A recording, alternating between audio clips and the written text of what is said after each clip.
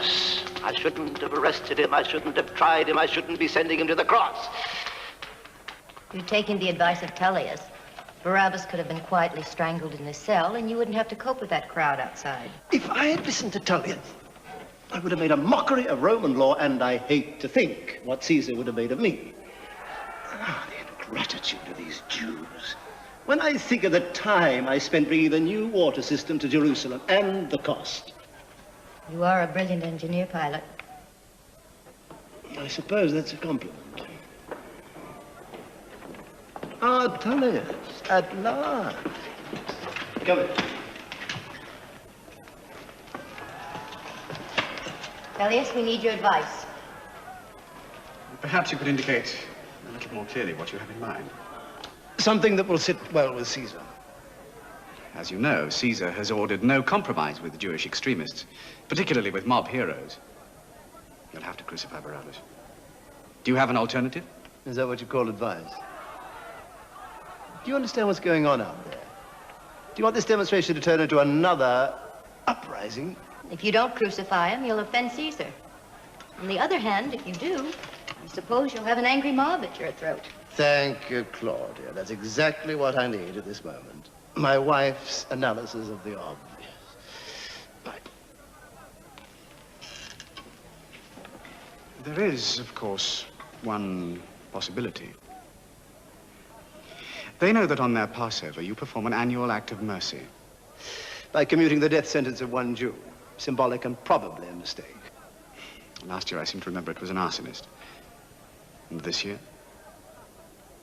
Are you seriously suggesting that I free Barabbas? A Jew who has murdered a Roman soldier? No, there's got to be another way.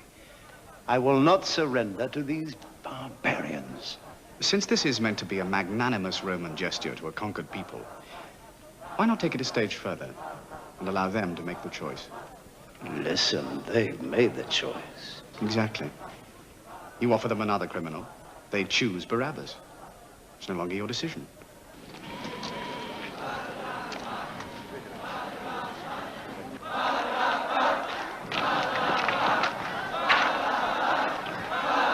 Barabbas.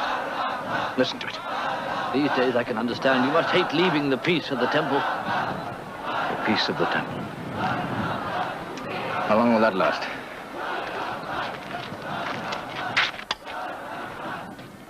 I don't envy you. Not the easiest time to be high priest of Judea. Indeed not, Nicodemus.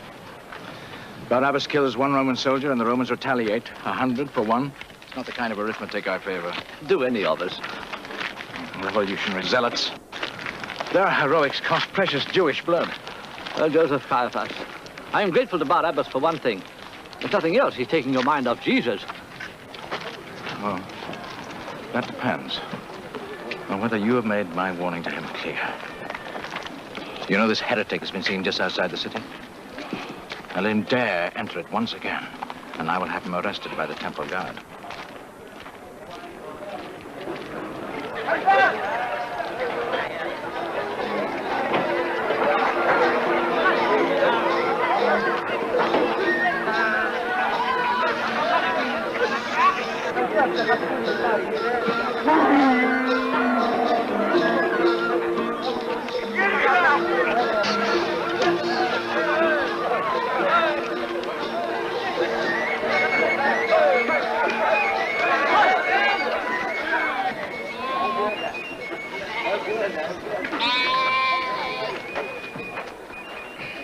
There's the well.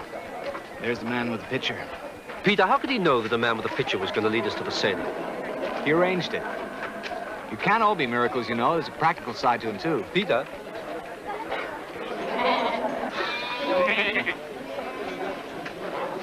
Where are you from? Galilee. Both of you? Yes? Occupation? Fisherman. Name? Simon. What's your Jew name? Shimon Bayona. And yours? John. Hebrew name, Yochanan. You don't smell like fishermen. We wash for Passover. You fish with the sword in Galilee? Man has to protect himself. Is it against the law in Jerusalem? Move on.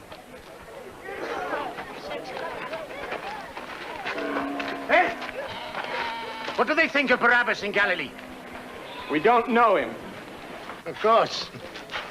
You were all faithful subjects of Caesar in Galilee.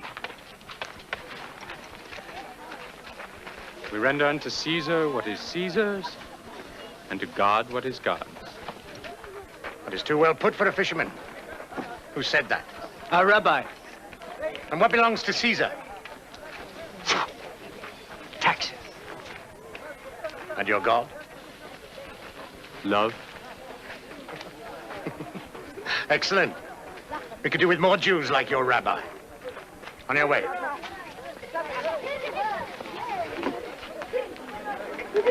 Hey.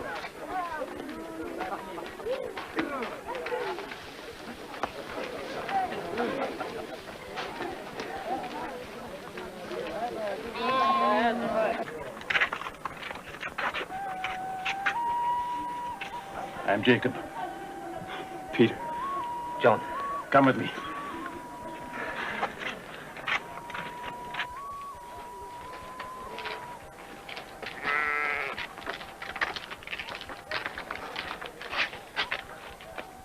When is he coming into the city? In time for the Seder. I was hoping he'd changed his mind. It's foolish, very foolish.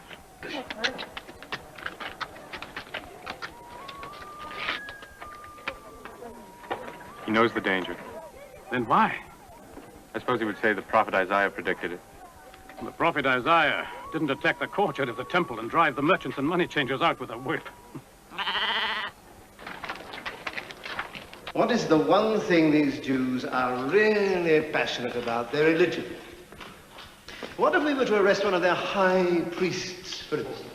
Oh, you're insane. Don't you worry, my dear. It wouldn't be practical, would it? But it does point the way. Their religious council... The Sanhedrin. Thank you, Thomas. They're against Barabbas. They don't like zealots and revolutionaries any more than we do. Now, if we could find someone that they dislike who has also violated Roman law... You'd have the same problem. You just have another Barabbas. Not if he has no political supporters, no mob behind him. There is a rabbi, a Galilean, I believe. Only a few days ago, he started a rampage in their temple. His name is Yeshua Bar Yosef. How do you know? I've seen him.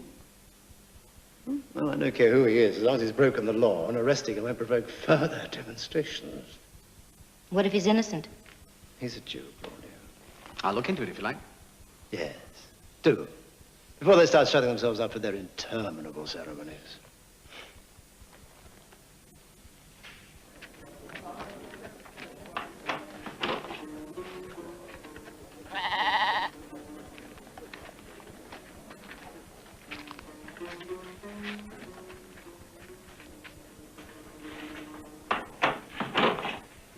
When will the others be arriving?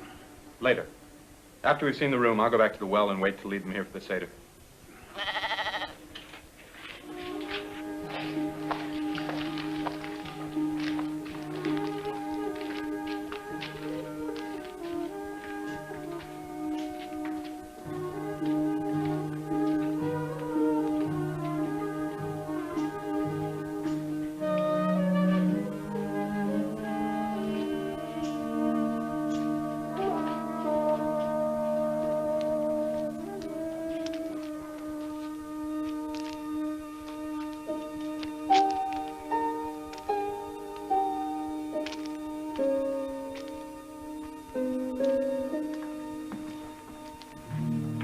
Approve, Peter?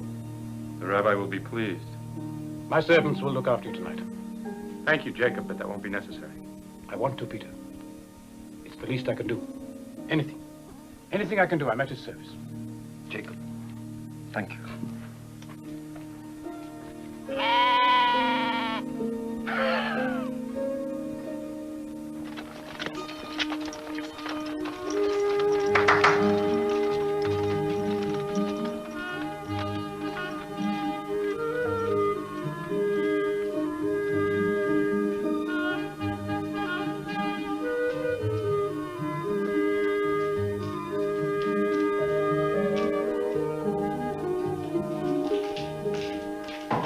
Peter and John are upstairs.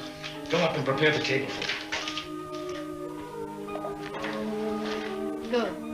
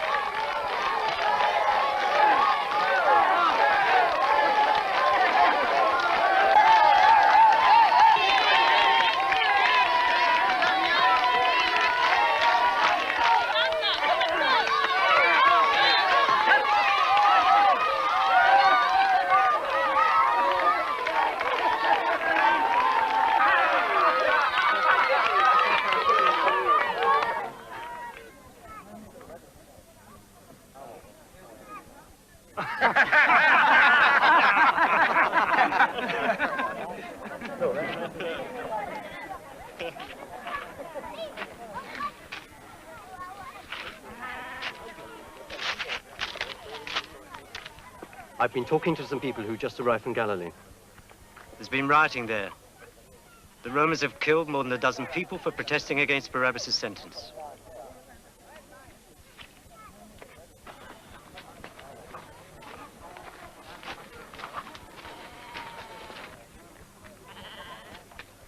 Do you think these people were sinners? Above all other sinners in Galilee? And that is why this happened to them? Of course not. It happened to them because they were Jews protesting against Roman tyranny. And when the Tower of Siloam fell in Jerusalem and killed 18 men, do you think it was because they were sinners? Do you, Judas? No, I don't. They were killed because the mortar was badly mixed and they happened to be working on the tower. What does that have to do with the massacre in Galilee? I'm saying that whoever does not repent will perish in one of many ways. I understand. What I don't understand is why, even though I'm not from Galilee, I seem to care what happens to patriots there more than anyone else. Whatever happens in Galilee is small compared to what will happen when the day of judgment comes. And it is coming. What Judas is saying, Rabbi, is that if anyone must be killed before the day of judgment, let it be the Romans. He wants to reach God's kingdom without having to die on the way. I would die for a cause I believe in. No man wants to die. Then why are you going into Jerusalem tonight, knowing that... Knowing what? What everyone knows. That there are men who wish him dead.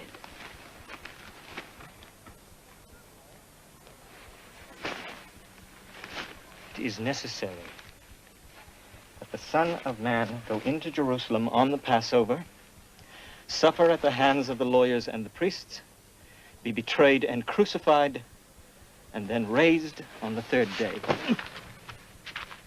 Why don't you ever say directly that you are he? Judas, stop asking questions. Let him ask. I want to believe. I do believe. But we're young. There are many Passovers ahead and a lot to do here and now. But I can't help thinking that as a Jew, you could use the powers we've all witnessed to help other Jews like Barabbas who fight the Romans. You think too much, Judas, and feel too little. But that is as it should be. I have given you and the others certain powers. Use that power well. And I'm asking you to help me use it to strengthen the unity of the Jews against the conquerors of Israel. You haven't listened, Judas. You seem to think that I have come to bring what you call peace on earth. For you, the earth is Israel, the only enemy, Rome. You must think in broader terms, Judas. You have all been with me for a long time, seen what I have seen. Misery, corruption, vengeance. There will be no peace yet. Nation shall rise against nation, kingdom against kingdom. There will be earthquakes, famines, pestilences, and fearful signs from heaven. I'm quoting you, Master. I want to give you an eloquence and a wisdom that your enemies will not be able to resist. It will not be easy. You must be secure in heart, or you will be alone, betrayed by your friends, and even by your family.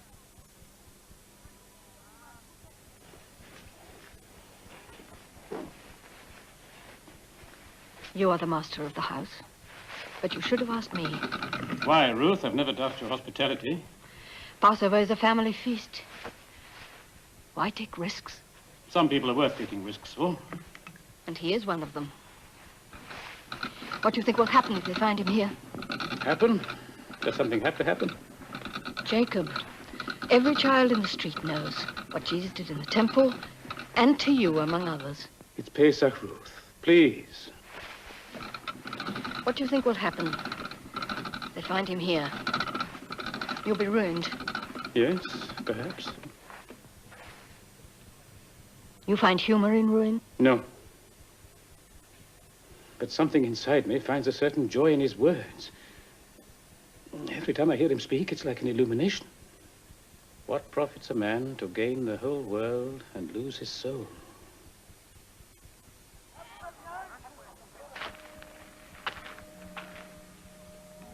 Before I became your disciple, I knew a lot of the people who are now your enemies. When we came to Jerusalem, I didn't think they'd recognize me. But they did. The first day of the temple, they tried to talk to me. I know. How? I saw them. Well, why didn't you tell me? Oh, you confuse me. Why do you think I've been trying to stir up your anger over what happened in Galilee? To turn me back to Galilee. Now? Yes. I've seen you angry before. Why not now?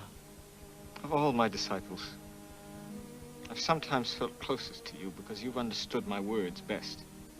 But what you expect of me, Judas, is so much and so little. Life here instead of life eternal through my death. If you think you can change that, for my sake and yours, I shall neither stop you nor judge you. What do you mean? I'd rather die. I know that too. Come.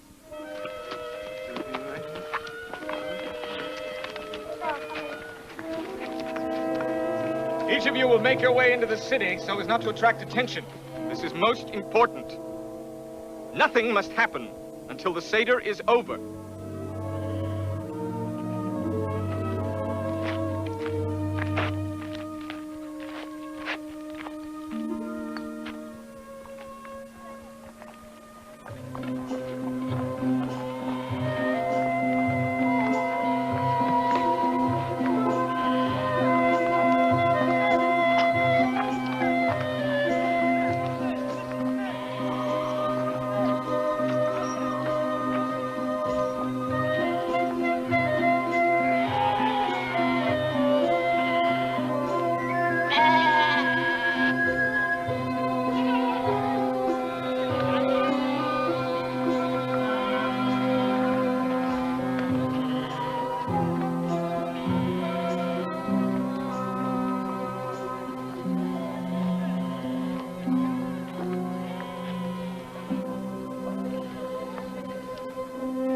Each of you will make your way to the well.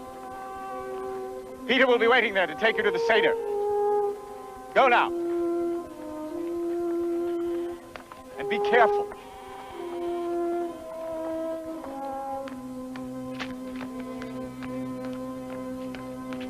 The truth, Nicodemus, is that something will have to be done about this troublemaker from Galilee. Joseph of Arimathea and I are not the only members of the Sanhedrin who see no wrong in Jesus, apart from a few departures from the Torah. A few? Allow me. I have studied the law longer than any of you. So I begin. Breaking the Sabbath, placing himself above family loyalties, exploiting the words of the prophets, Which he knows and quotes without fault. contributing to public panic by predicting the end of the world vandalizing the temple, and using magic tricks to seduce gullible people who need miracles. And you see no wrong in these things? If the angel saved Isaac, and the walls fell down at Joshua's trumpet, and Moses brought the plagues on Egypt, why shouldn't miracles happen? Because those were ancient times. And who knows what happened? This is today, now, modern times in Jerusalem. Face reality. We're a conquered people, Nicodemus. The miracle we need has nothing to do with making wine out of water. Apart from the miracles, and you know how things get exaggerated, he's done very little more than most of us have done at one time or another. When was the last time you claimed to be the Messiah? Can't you control your son's tongue? Aaron, please. No. Forgive me, Father. Good passage, gentlemen. Oh, Father, there was a Roman officer at the gate a while ago asking questions. About what? He was particularly interested in Jesus. Did he say why? I thought you'd like to know, so I asked him. And? He answered me with a question. Where is Yeshua Bar Yosef in perfect Hebrew? Well, what did you tell him? The truth, what else that I don't know? But no Roman ever believes a Jew.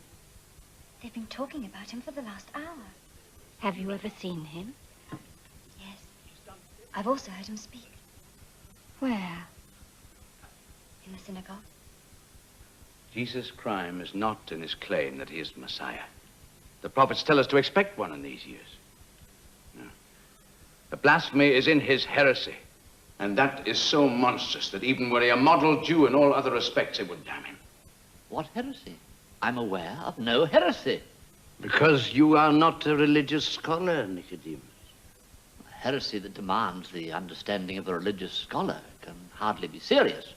The voice of the Philistines. That's enough, Aaron. Try to understand. On the day of judgment, how will the one and only God, blessed be his name, judge us? By our faith in him. No. You are as wrong as he is. Judgment depends on what you do, the way you conduct your life every day. God judges you for your honesty, your charity, your love for your family, your obedience to his law. I mean, faith in itself is not enough. Every Jew believes in God. You have to work for his judgment. Jesus says the same thing. He says to feed the hungry, to clothe the naked, to take care of the sick. Where is the heresy? The heresy is that he claims the power to forgive sin. Only God has that power. He says, along with the other radicals, that the Sabbath was made for man and not man for the Sabbath. And in this, he is putting himself above the law which God has given us. And above all, he says, believe in me and you will be saved. Don't you understand? If you're a thief, a whore, a murderer, if you dishonor your father and your mother, just repent of your sin and he will forgive you. Believe in him and you will be saved. Not believe in the law and obey the law and be saved, but him. He is cutting at the very heart of Judaism.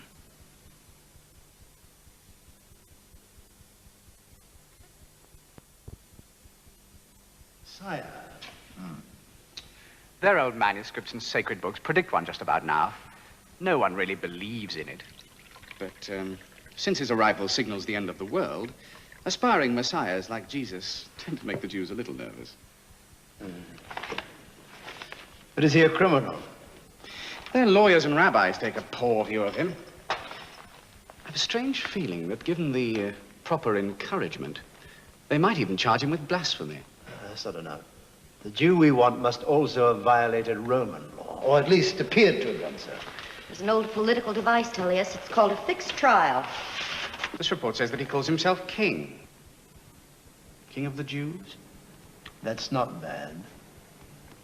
That could be read as sedition. There's only one king, and that's Caesar.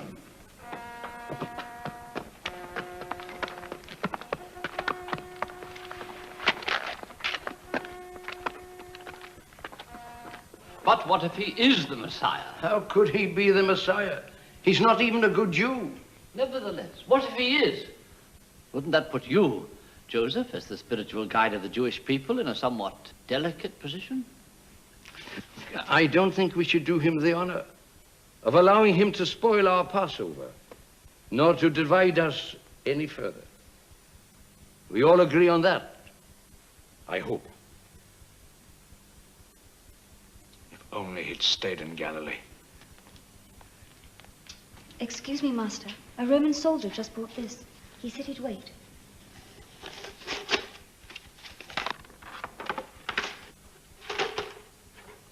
It's from Pilate. He wants to see me at once. About the Passover pardon? No. About Jesus.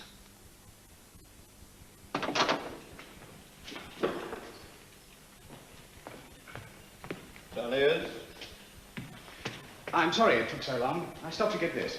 It's a list of the men who traveled with Jesus. For what purpose? They may try to help him escape. I've tried to find out as much about them as possible. They're mostly fishermen. Fishermen? Go on. The two known as Peter and Andrew are in partnership with James and John. They seem to have employed several of the others at one time or another. Well, Claudia, now you know where to get fresh fish. Shall I go on? Yes, Thomas, please do. Simon, also called Peter. Hebrew name, Shimon bar Yonah, native of Bethsaida. Most prominent of the 12, he is constantly with Jesus and known to be closest to him. His house in Capernaum is their headquarters in Galilee. Matthew, Hebrew name, Levi bar Halpai, a pseudonym, means the Lord's gift.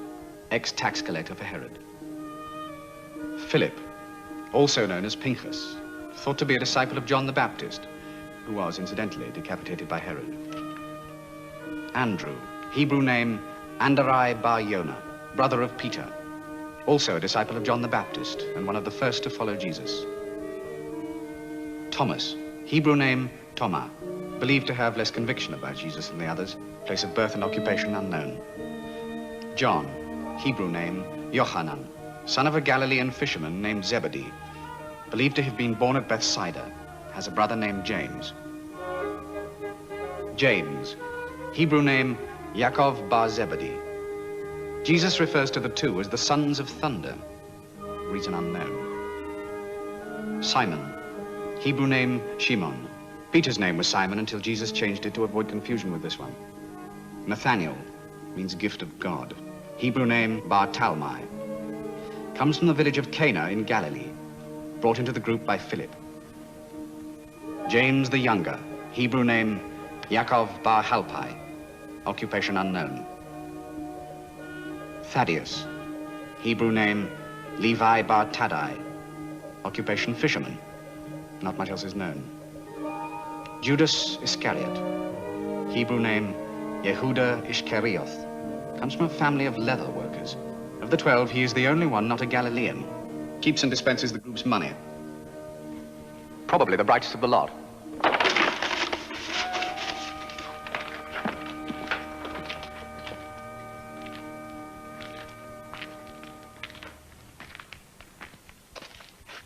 I am the high priest, Joseph Caiaphas. Yes, Rabbi, I know. The procurator is expecting you. Come this way, please. I'll wait here. He'll understand. Understand what? That a Jew defiles himself by entering the home of a Gentile. I'll be back.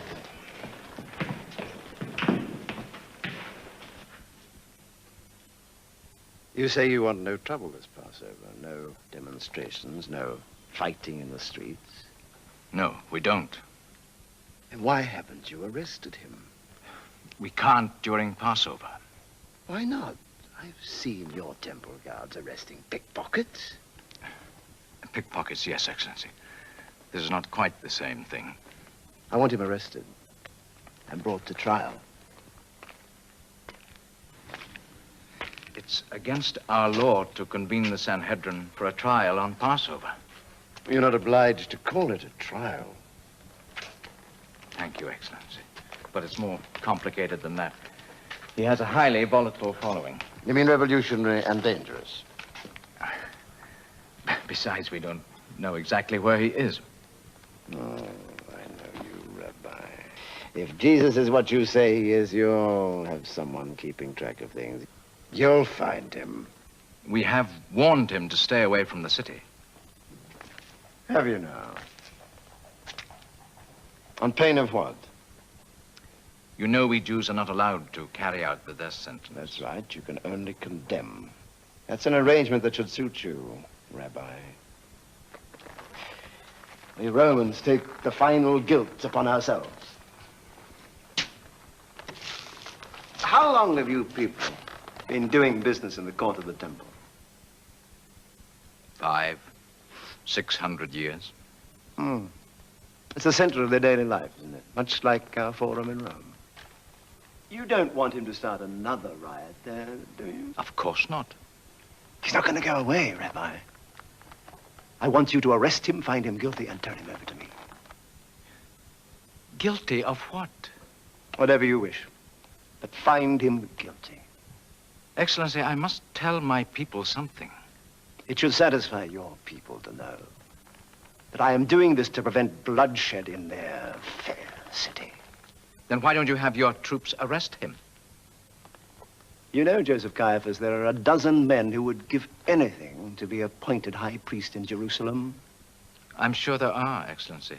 As many as covet your office of procurator in Judea. I will not warn you a second time. Why is Jesus so important to you? Why do you try my patience like this? I was only thinking of what could possibly be to our mutual benefit. I apologize. But if you could instruct your troops to... Do your work for you, is that it? Our work, Excellency. Besides, your men are so much more efficient than mine. All right. I'll strike a bargain with you. You find him. You arrest him. And my troops will be there to back up your temple guards. How's that? Tell me, do you people really believe that Passover story? I mean, do you really believe that the Red Sea parted so that you could escape the Egyptians? We escaped, Excellency.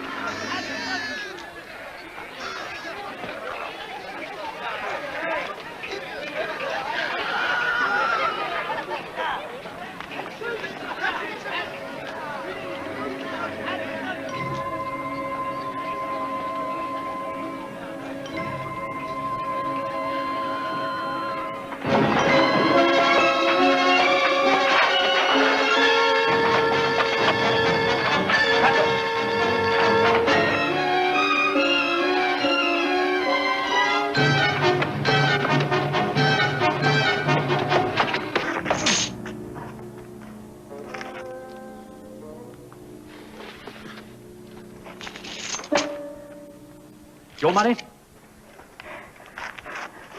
Whose is it then? Did you steal it? No. I believe you.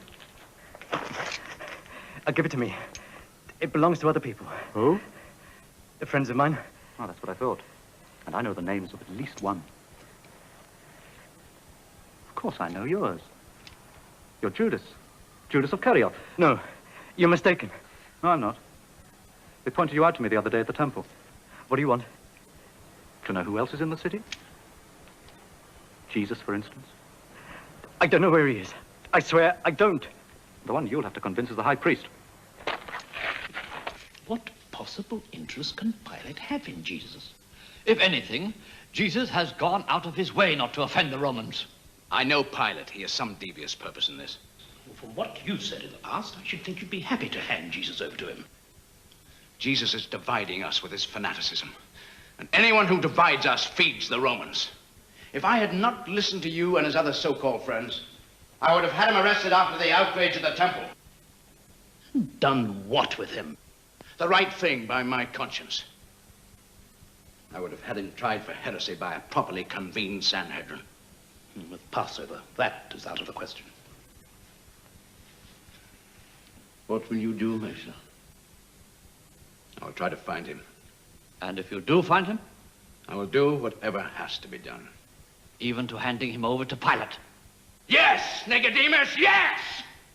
The survival of our people hangs by a very thin thread, and I will not have it threatened that much for the sake of any one man.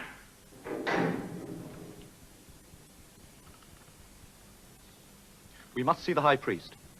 I'm sorry, I can't disturb him. He has guests. Important guests. Do as you're told, and quickly.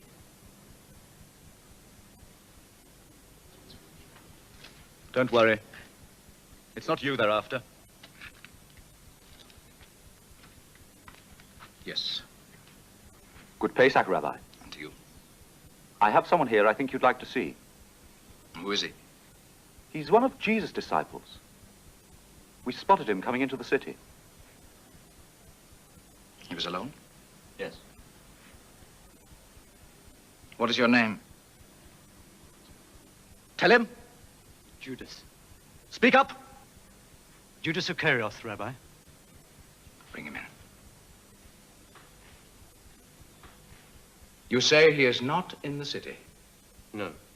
Then he is outside the city. I don't know. He is making his way into the city, is he not? His destination, Judas, you must know that. I don't. Why do you refuse to tell us? Because I love him. You also have your duty as a Jew. He feels he has his duty. What he feels is dividing the Jewish people at a time when it is desperately important that they act in unity. That has to be stopped, Judas. It's painful to betray what you love. Do you think that a God-fearing Jew, be it you or any other, should lie to his spiritual leaders? Would Jesus lie? No. Then do as he would. What will you do to him? That must be for us to decide. If his destiny is to be betrayed by one of his own, it's right it should fall upon me. I've already committed that sin in my mind. Even today he was trying to tell me. And now I understand. My only concern is not to protect myself, but him until the Seder is over. It is what he wants. And I have the power to do it by striking a bargain with you. A bargain? Is that really what it comes down to? I assure you, you will be rewarded for your services. I don't want any reward. So? I can't tell you where he is because I truly don't know yet. But someone is waiting to take me to him. And if you detain me any longer, that person will go and I'll have no way of finding him. And if you release me but insist on having me followed, I shall refuse to go. And nothing you can do will force me. That much free will I still have. You're free to go.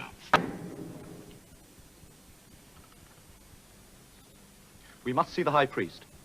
I'm sorry, I can't disturb him. He has guests. Important guests. Do as you're told, and quickly.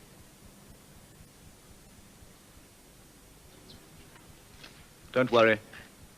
It's not you they're after. Yes. Good Pesach, Rabbi. And to you. I have someone here I think you'd like to see. Who is he? He's one of Jesus' disciples. We spotted him coming into the city. He was alone? Yes. What is your name? Tell him. Judas. Speak up. Judas of Kerioth, Rabbi. Bring him in. You say he is not in the city? No. Then he is outside the city. I don't know. He is making his way into the city, is he not? His destination, Judas, you must know that. I don't. Why do you refuse to tell us? Because I love him. You also have your duty as a Jew. He feels he has his duty. What he feels is dividing the Jewish people at a time when it is desperately important that they act in unity. That has to be stopped, Judas. It's painful to betray what you love. Do you think that a God-fearing Jew, be it you or any other, should lie to his spiritual leaders? Would Jesus lie? No. Then do as he would. What will you do to him? That must be for us to decide. If his destiny is to be betrayed by one of his own, it's right it should fall upon me. I've already committed that sin in my mind. Even today he was trying to tell me. And now I understand. My only concern is not to protect myself, but him until the Seder is over. It is what he wants. And I have the power to do it by striking a bargain with you. A bargain? Is that really what it comes down to? I assure you, you will be rewarded for your services. I don't want any reward. So? I can't tell you where he is because I truly don't know yet. But someone is waiting to take me to him. And if you detain me any longer, that person will go and I'll have no way of finding him. And if you release me but insist on having me followed, I shall refuse to go. And nothing you can do will force me. That much free will I still have. You're free to go. I'll come back in a few hours and lead you to him. Can we trust you? I think we can. Whatever you may think of me, I trust you to see I'm not followed.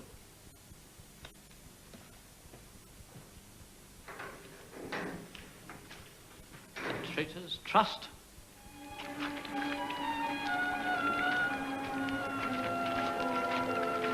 Trouble? No. Just crowds. You're the last one.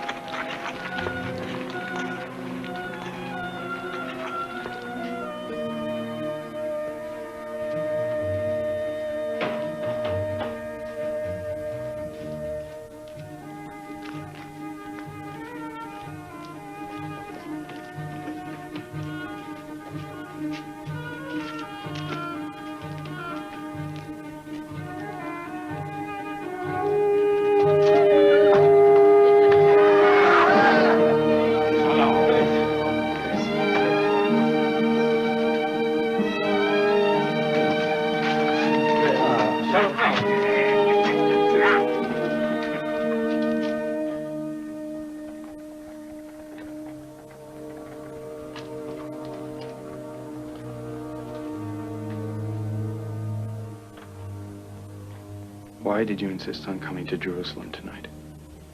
Since I was first taken to the synagogue. And since the days when I was a child and helped my mother carry water from the well in Nazareth, it was in me to be here tonight.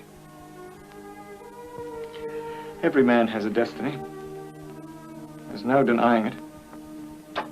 You have a destiny, Peter. It will sweep you along like the tide sweeps the sand. And if your enemies succeed in destroying you? Alive, I am but a voice for the few. In death, I shall be the light for many. Do you want to die then? No. No, Peter. With all my heart, I do not want to die. But unless a grain of wheat falls to the earth and dies, it remains alone. But only if it dies. Will it bear fruit?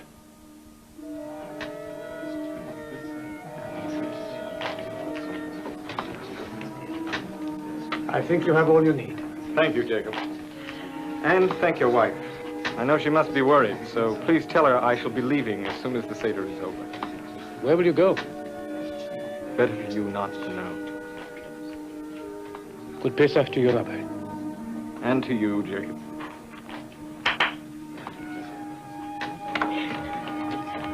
Good Pesach to you all. And to you, Shalom. From you, there will be no secrets.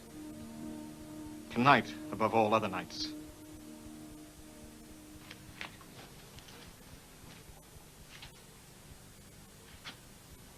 Where have I gone to pray these last days? Gethsemane. Now you know where I will go from here. And then you will see me no more. What are you saying? But, Rabbi, I don't understand. I'm coming back to you. In a little while, the world will see me no longer, but you will see me. Because I live, you too will live. And then you will see that I am in my Father, and you in me, and I in you. The man who receives my commands and obeys them loves me. And he who loves me will be loved by my Father, and I will love him. Mark! Mark! Yes, Father? Good boy. Good boy. Shouldn't be there.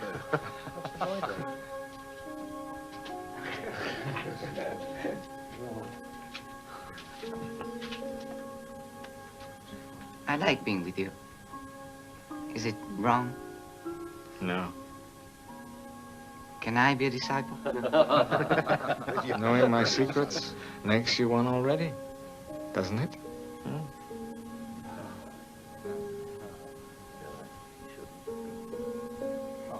Run along now.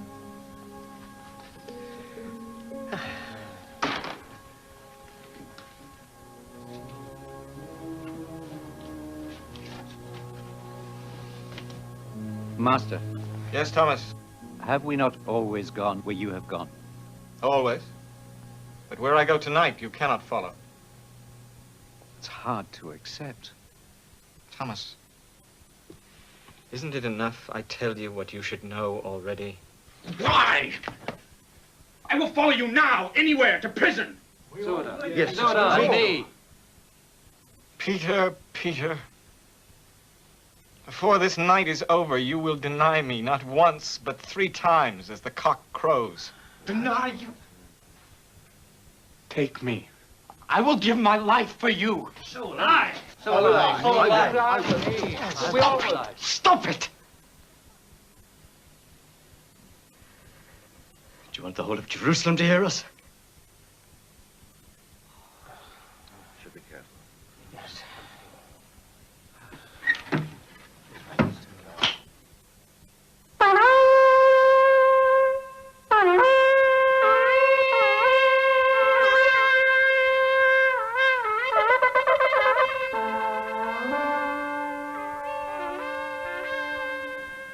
Shall we start the Seder? It will be our last together. Baruch.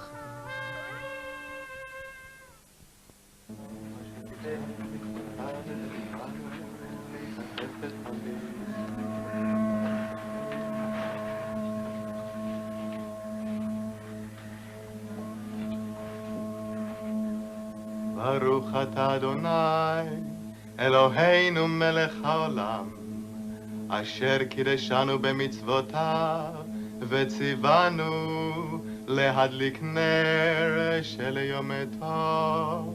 אמן.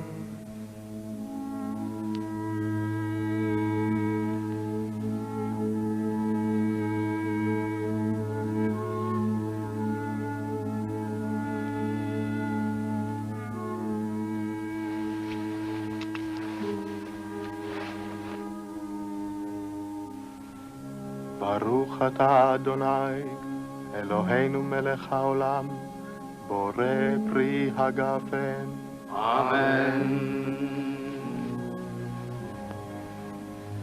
ברוך אתה אדוני, אלוהינו מלך העולם, בורא פרי הגפן. אמן.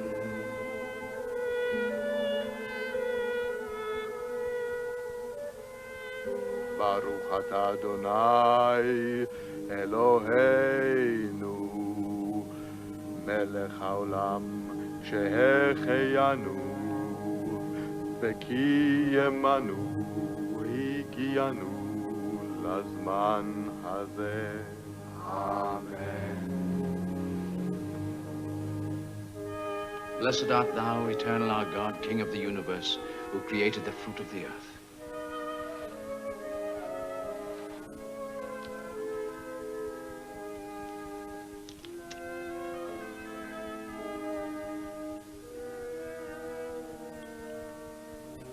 This is the bread of affliction, which our forefathers ate in the land of Egypt.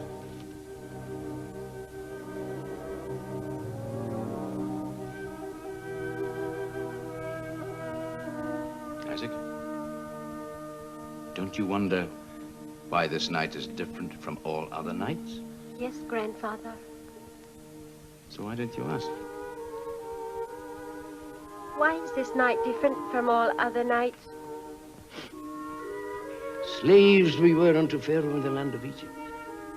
On all other nights, we may eat either leavened bread or unleavened bread. This night, we may eat only unleavened, because our people ate it as they followed Moses, who made our tribes a holy nation, beloved by God. It is called the bread of affliction. And why? Because our people left Egypt in such haste that the women had no time to leaven the bread. And we eat bitter herbs to remind us that our people's bondage in Egypt was bitter. And we eat lamb, in the body of which no bone has been broken, because it symbolizes Israel, whole and undivided. I long for the day when I can leave this sandbox of a country. I can't imagine why I find it so fascinating. There's an atmosphere. The gods of an ancient people, the prophets of Israel. You almost expect to see one of them coming around the corner. Did you know that at their Passover ritual, the Jews always save an empty place for the prophet Elijah? He's the one who prophesied the coming of the Messiah. They mean that. They believe it. It's a very literal religion. Are you implying we don't believe, Tullius? No, I'm afraid we don't, my dear lady. No fashionable Roman seriously worships the gods anymore. Well, if you've conquered the world, and we have, you don't need the gods. We need them even more. How many countries have we conquered in the name of our gods? How many people have we slaughtered in the name of our gods? How many slaves? All right, Claudia, you've made your point. How many of their synagogues have been destroyed by how many conquerors? And according to Jesus of Nazareth, the temple in Jerusalem is about to be leveled to the ground. That prediction hasn't made him very popular with his fellow Jews. It doesn't do any good to destroy their temples. It's in their heads. You can't cut off that many heads, can you, dear? Someone's going to try to, sooner or later. By the gods, they're stubborn people.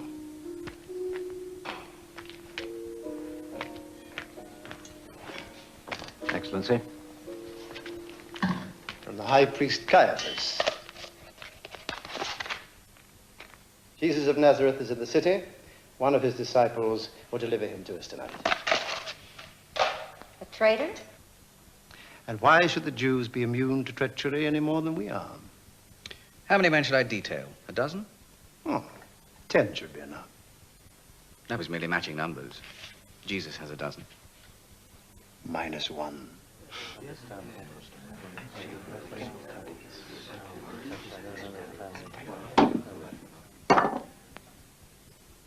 Hear me now. I wanted to spend this Passover with you. because it will be my last. I will not eat of bread until the prophecy of Elijah is fulfilled. And the kingdom of God is here.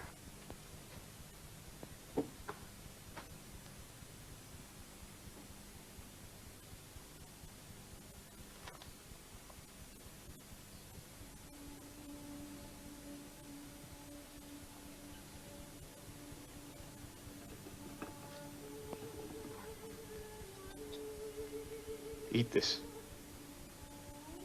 This is my body, which will be sacrificed for your sake.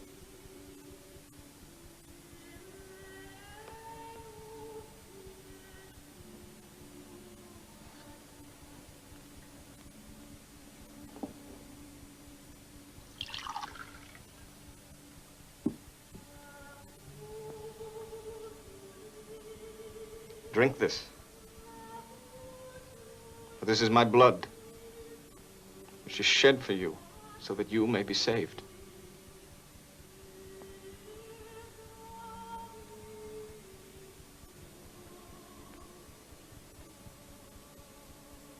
From this moment on, I will not drink of the fruit of the vine until I have suffered, and the kingdom of heaven has come.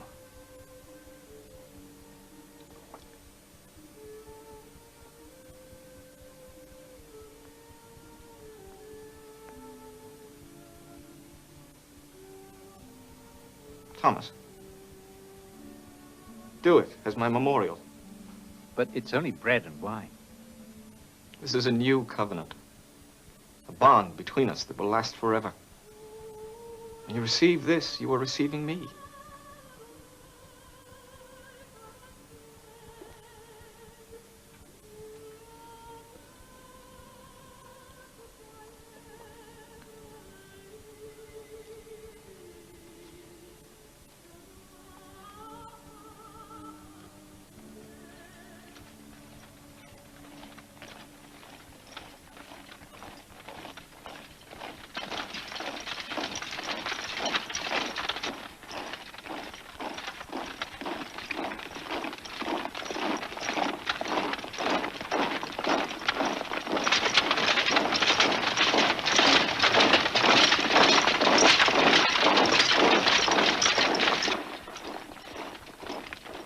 Listen to me and understand what I say now, so that the prophecies may be fulfilled.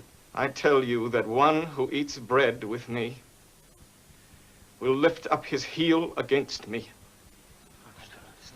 I tell you this before it happens, so that when it happens, you may know that I am he.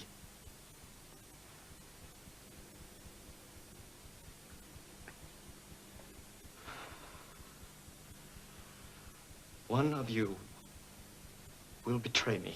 Oh, betray? No. Who is it? It is one of you 12. He knows. Master? Is it me? You have said it. It's not enough. I need to hear it from you. You are like no man I've ever known. That's why I thought in the beginning you were the Messiah. The Messiah come to free us from Roman domination. I no longer believe this. I don't believe that Roman domination means anything to you at all. And if it did, and you were truly the Messiah, you would sweep them from our land. When the time comes, you will do what you have to do. It's so quiet up there. Do you think they've gone? Not yet. Oh, Jacob, I wish they would. You think of me as your master and Lord. And you think well, for so I am. Now, if I, your Lord, wash your feet, should you not wash each other's feet? By my example, should you not do for each other what I have done for you? I'm speaking to you of love.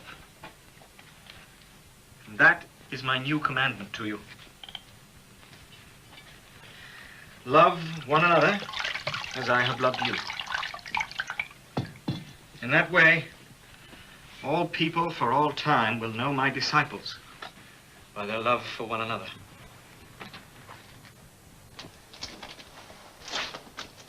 You're leaving us, and yet there's still time for us to get away together. We could go to Bethany or Ephraim. No. I will not go to Bethany or Ephraim. I did not come here tonight to return to Galilee. Understand? All of you. Prophecy must be fulfilled.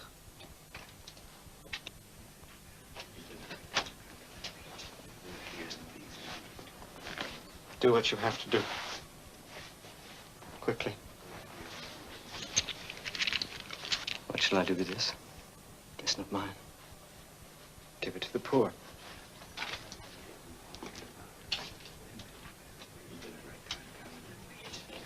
Where's he going? Didn't you hear? To give alms to the poor. I am the way. I am the truth. And I am life. In my Father's house there are many mansions. I'm about to go there for the very purpose of preparing a place for you.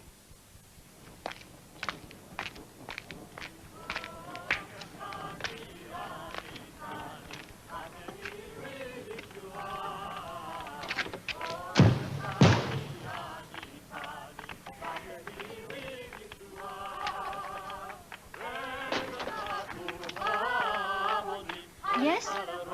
I want to speak to the high priest. I was here earlier. He is expecting me. I'm sorry, I can't disturb him now. He's celebrating Passover. He'll want to talk to me. Wait here.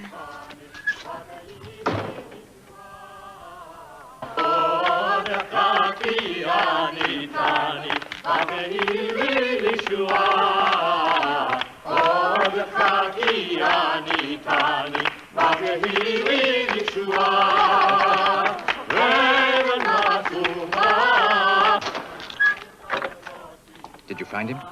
Yes. Where is he? At the house of Jacob the merchant. Aaron! We must hurry. Our Seder is almost over. Perhaps theirs is too. Go to the temple. Tell the guards we are ready. I'll send word to Pilate that the time has come. Look, Father, I'd rather not be involved.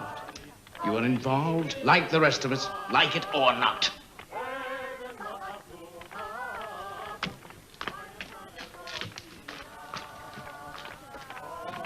They're going to arrest Jesus.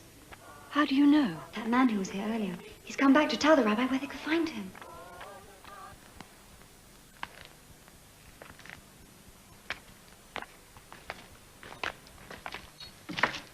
Where are you going? I'm leaving Jerusalem, going home. You can't. I need you when we question him. You'll be able to tell us if he speaks the truth. I couldn't do that. I've told you where you can find him. That's all I'm going to do. I just don't want to face him. You have nothing to be ashamed of. You still don't understand. I loved him. I probably still do.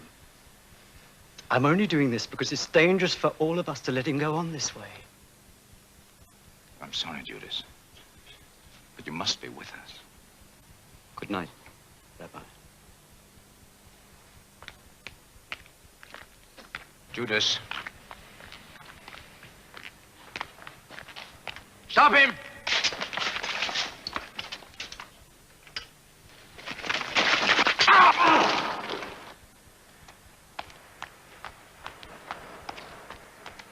You didn't have to do that.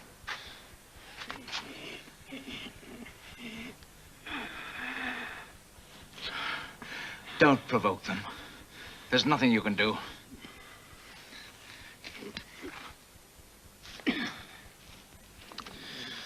As you will.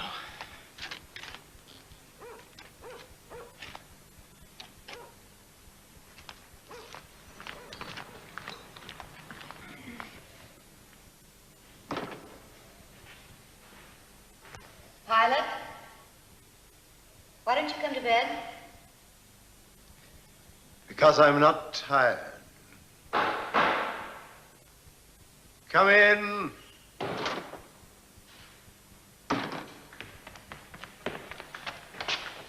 A messenger has come from Caiaphas. They found Jesus. Good. Be sure that it is technically the Jews who make the arrest, and that he is sent to the high priest's house. He must not be brought here. I understand, sir. And if there's resistance, what do you order then? You have my permission to kill as many Jews as you think necessary. Keep me informed. Of course.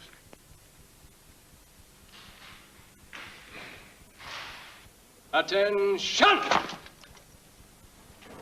Quick march!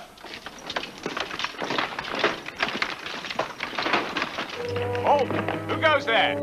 Messenger for King Herod.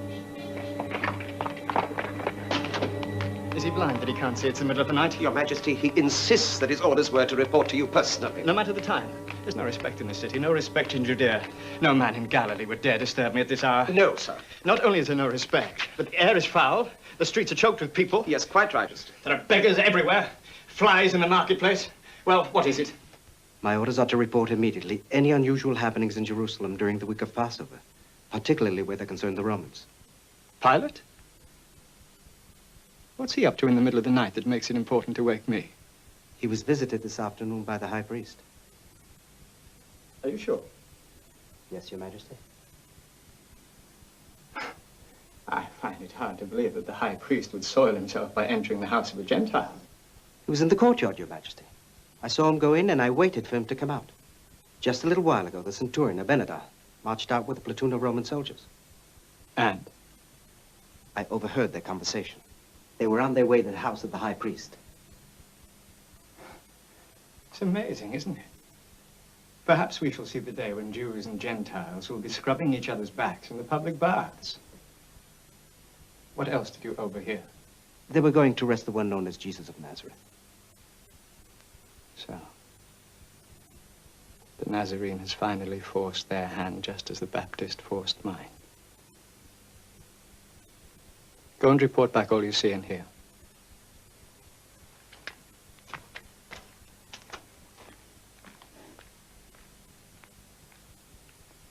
I would take it all back now if I could. I dream and dream. But I tell you, I would rather have the Baptist standing in the Jordan River shouting his insanities to the world than lying in my memory as he does. I had his head, you know. The head of John the Baptist on a silver platter. And there was dancing and drinking. Salome. Salome.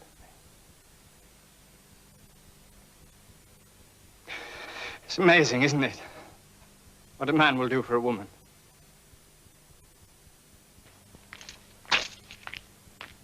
What's this? Money. For what? 30 pieces of silver. Do you think I've done this for money? Judas, you don't know the prophecies? Zechariah predicted that the shepherd should be handed over for 30 pieces of silver. Keep it. Jesus is living by the prophecies. I intend to follow his example. 30 pieces of silver. That may have been a lot of money in Zechariah's day, but now it's a pittance, the price of a slave. Give it to the synagogue. It's blood money. Give it to the potter who keeps that lamb for a free cemetery and buy some poor person a grave.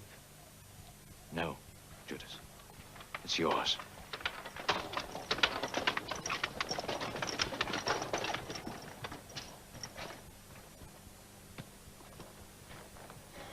Take them to him. You'll have to drag me. Drag him.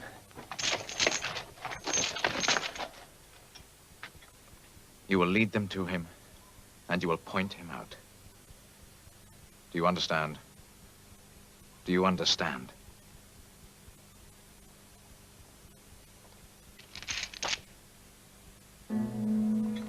Bring him.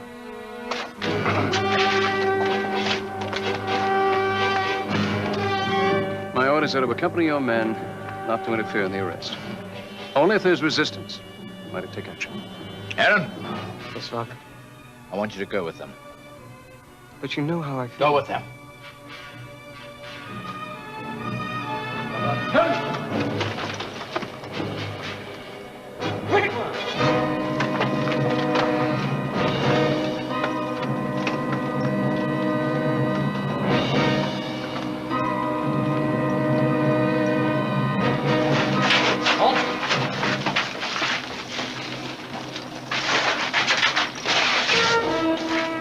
Which house?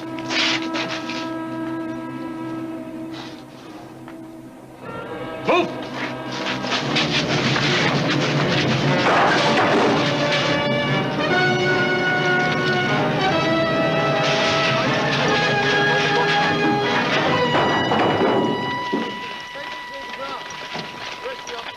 Where is he? Why have you broken into my house in the middle of the night? Where have they gone? I told you. I don't know. Where is Jesus of Nazareth? We know he was here. Aaron, what are you doing here? My father sent me. Was he ashamed to come himself? We've looked upstairs. The Nazarene's not in the house. If you'll just tell us where he is, you'll save us all a lot of trouble. I don't know. That's the truth.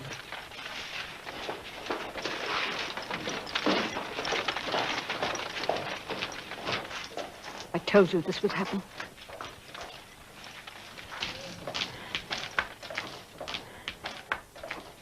You know,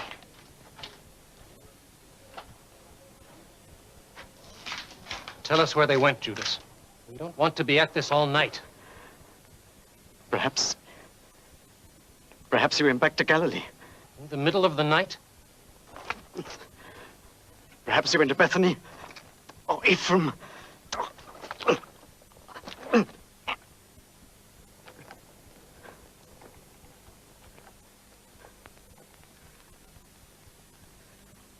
Gethsemane. The hill with the olive press. Douse your torches.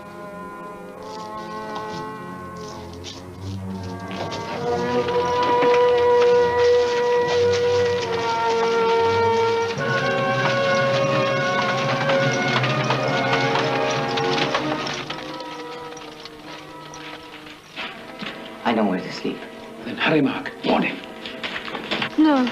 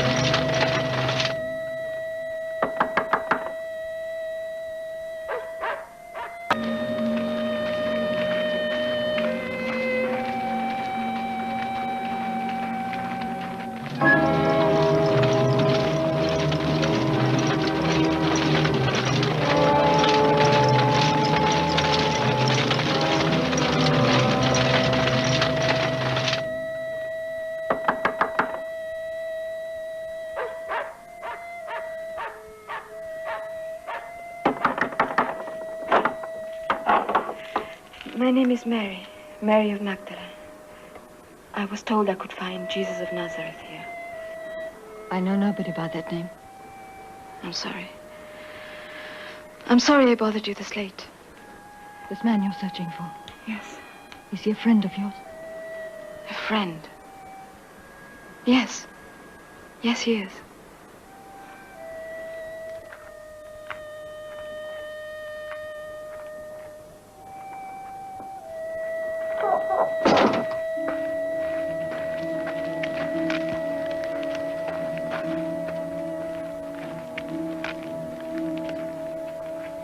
It has been prophesied that I will be recorded among the criminals.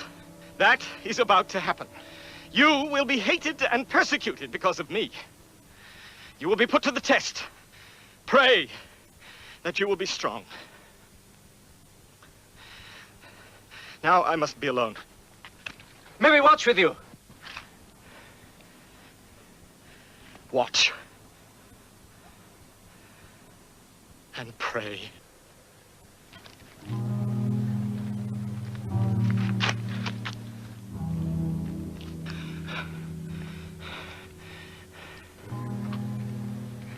He wants them to take him.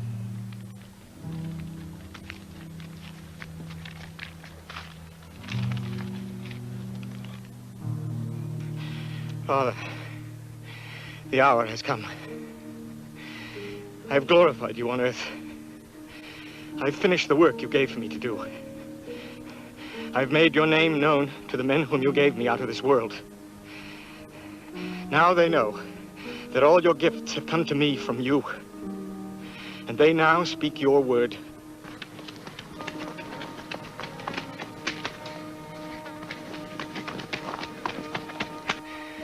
And now I'm coming to you.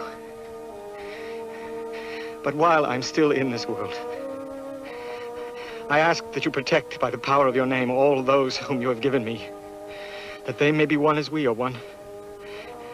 For as you have sent me, so also have I sent them. And for their sake I consecrate myself, that they too may be consecrated by the truth. And it is not for these alone I pray, but for all those who have faith in me. May they all be as one, as you, Father, are in me and I in you. So also may they be in us, that the world may believe that you did send me.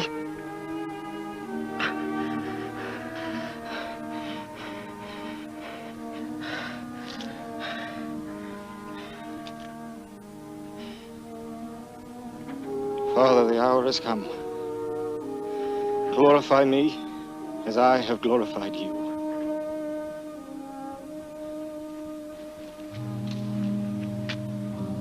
Peter. Peter. Aren't you able to keep awake with me, even for 1 hour? I know. The spirit is willing, but the flesh is weak.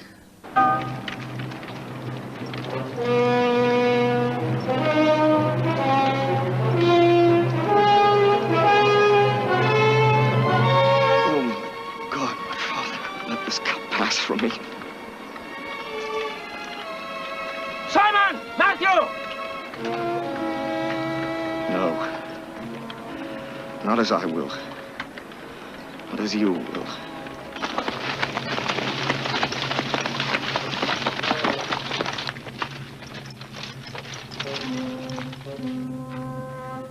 Which one of these men is Jesus of Nazareth?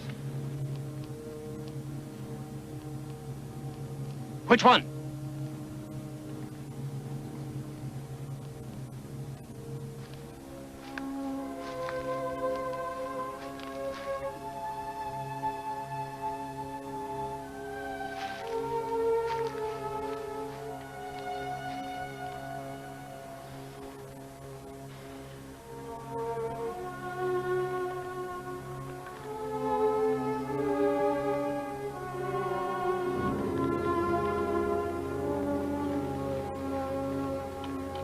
I am Jesus.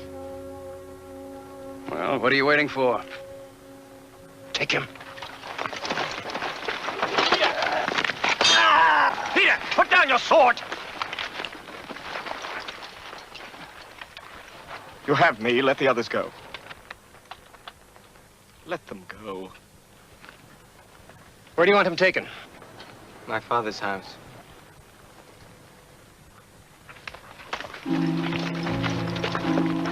Haven't I taught you that those who live by the sword shall perish by the sword? Don't you know that I could pray to my Father and legions of angels would defend me? Move.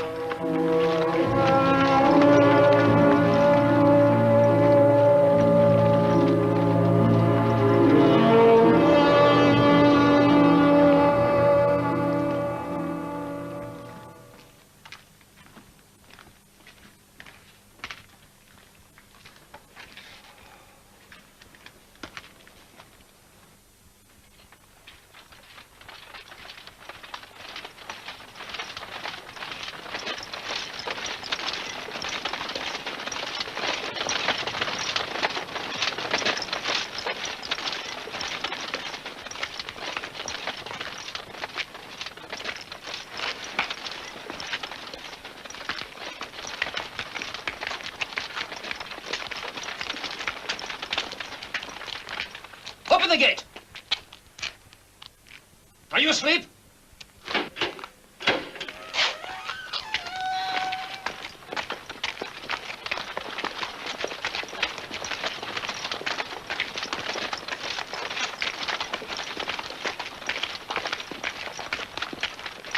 You look familiar to me. Haven't I seen you with Jesus when he was preaching? Couldn't have. I've never heard him preach.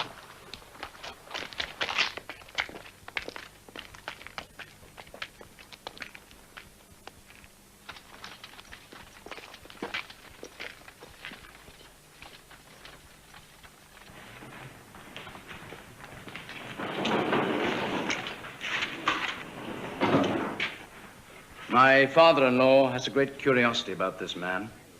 I would like to see him before we begin. As you say.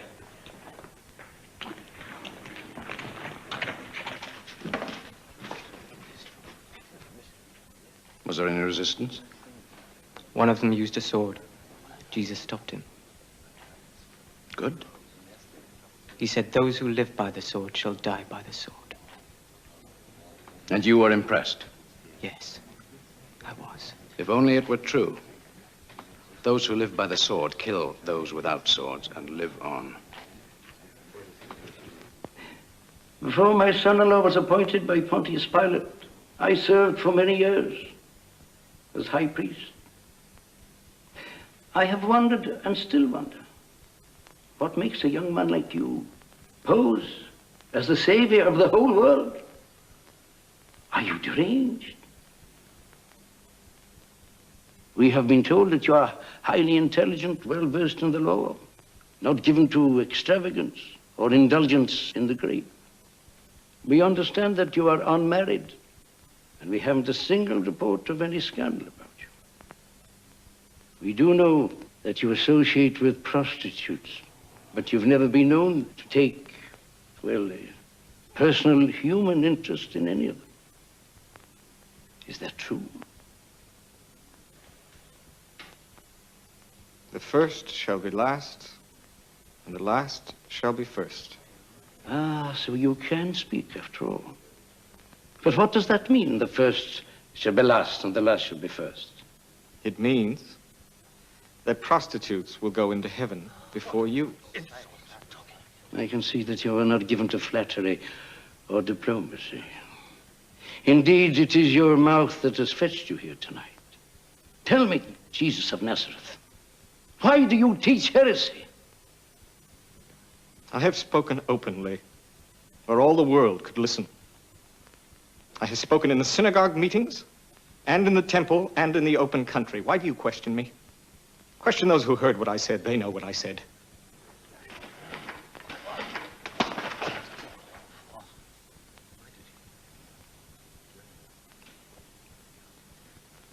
If I was wrong in speaking this way, then prove me wrong. If I was right, why do you strike me? No, let him be.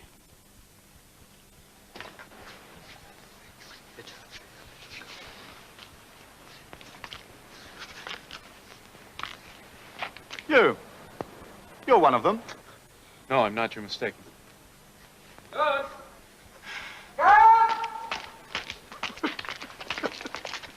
The rabbi's expecting you, gentlemen.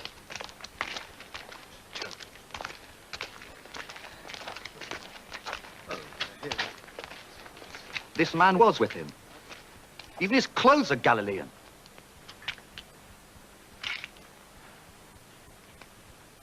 I don't know what you're talking about. I don't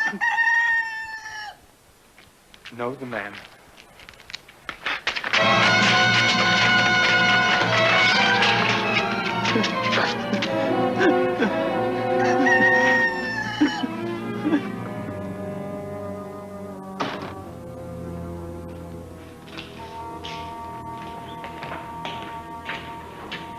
Untie him. He's not a common thief, is he?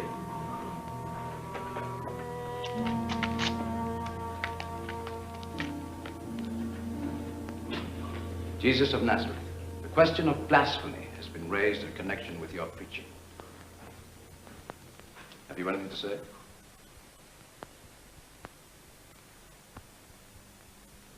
Nothing at all?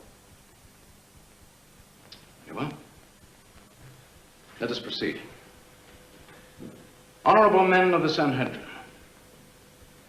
here is a man who is supposedly against violence, a man who teaches brotherly love. And as such, he comes to Jerusalem. And what is one of the first things he does?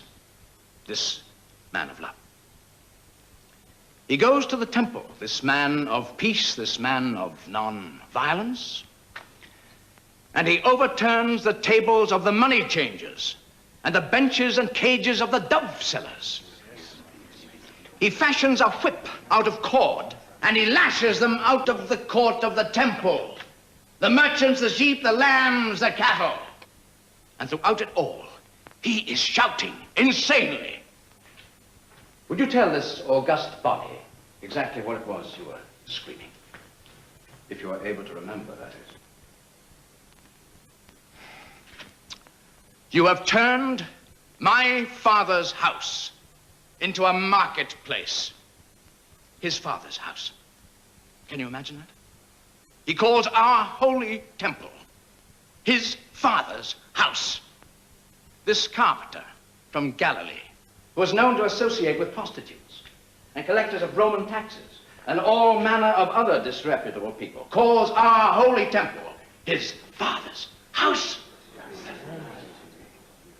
But that really isn't as surprising as it might sound on first hearing, considering the fact that he also claims to have the power to forgive sins, thereby bestowing upon himself a power our faith reserves to God alone.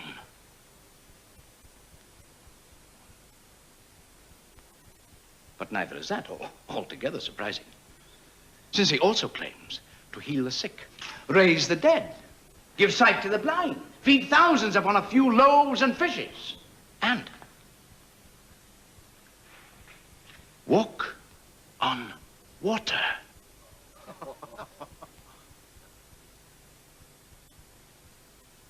But why not?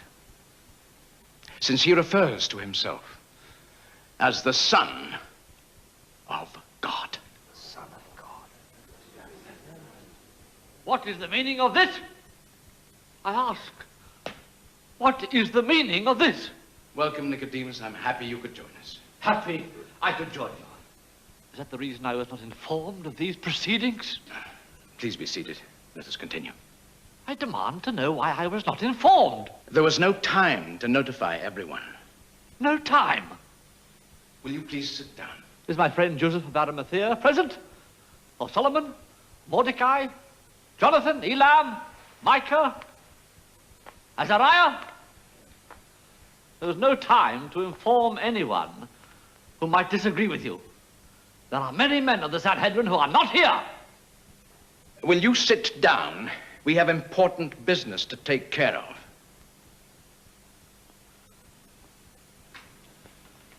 Yes. You are doing now what you have wanted to do for a very long time.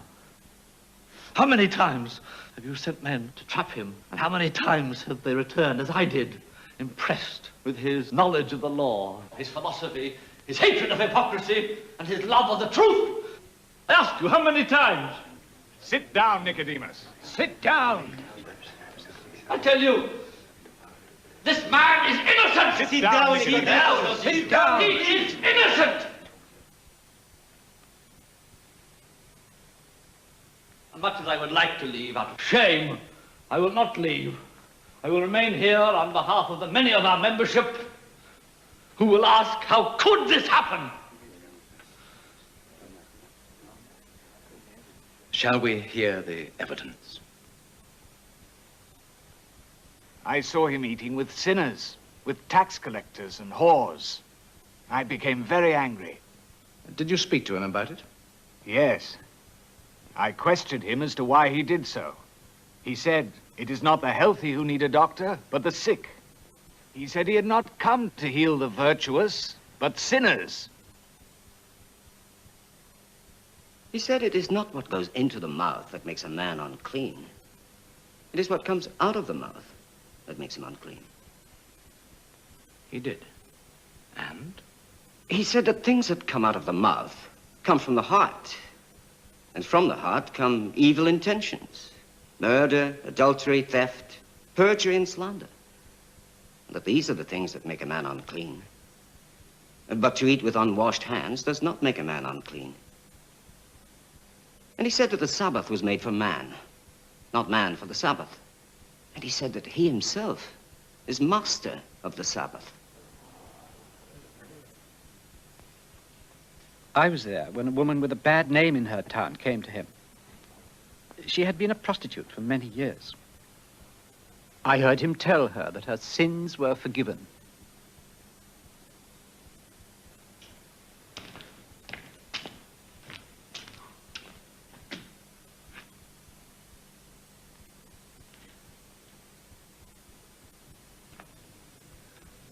Tell us, please. Do you know this man now standing here charged with blasphemy? Yes. Not well, but I know him. You don't know him well? But tell us, what do you know of him?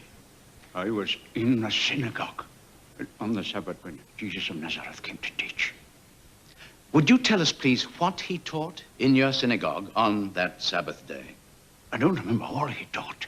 No, what I remember is the mustard seed. The what? The mustard seed. He came to your synagogue to teach about mustard seeds? He said that that's what the kingdom of God is like. He said the kingdom of God is like a mustard seed? Yes. Yes, that's it. That's it. He said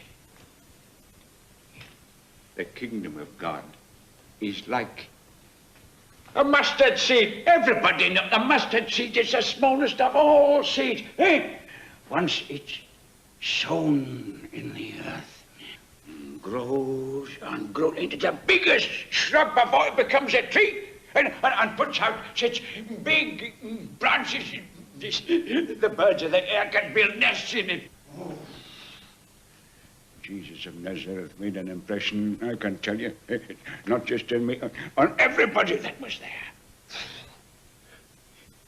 In what way did he make an impression, apart, that is, from the story of the mustard seed? Well, you see, he wasn't like the preachers that we are used to, you know. He taught with authority. He taught as if it was coming from him, I mean, not as if it was just being recited out of some old scroll.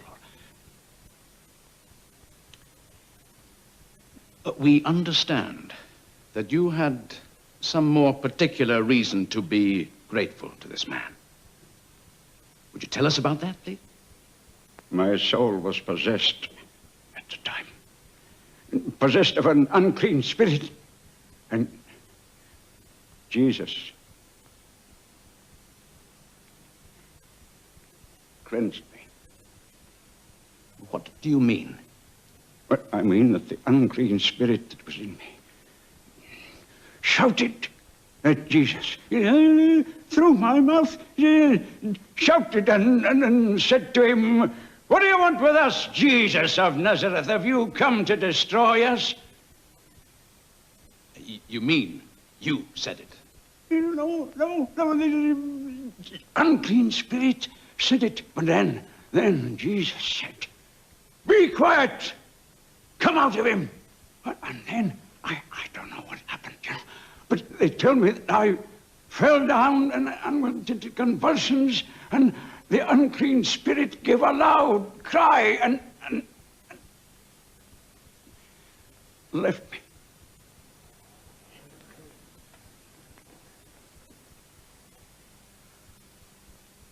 What you have just described is sorcery. Say what you like. He did more for me than anyone else has ever done. He cleansed me. I love him. Oh.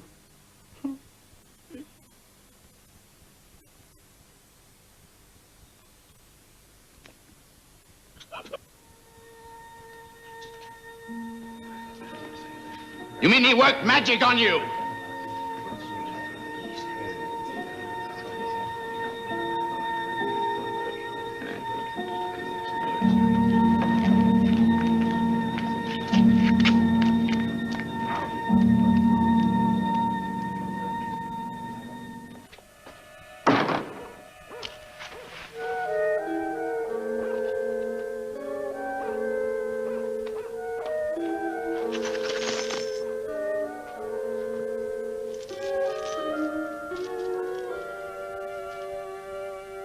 I had to do it. No. No, I had to. I never wanted the money.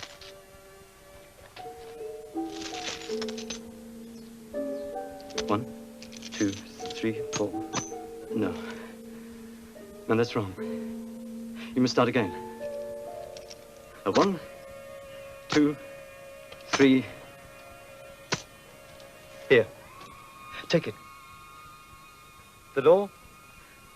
The law states that no bargain is complete until each party has possession of the merchandise.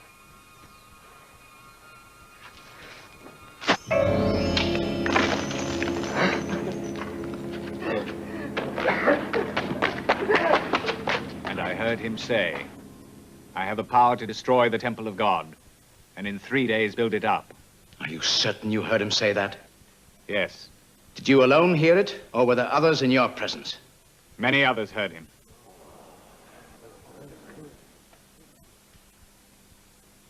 Do you deny that? Yeshua Bar Yosef, I ask you directly, are you the anointed one, the Son of God?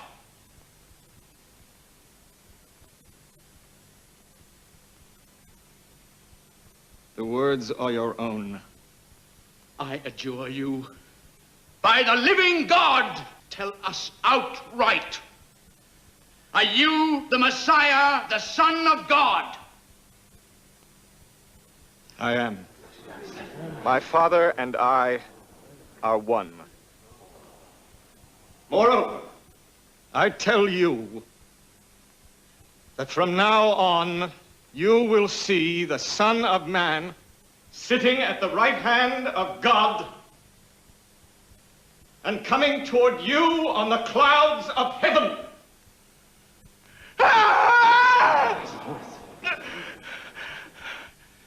The man says he is equal with God. He makes himself equal with the Almighty himself.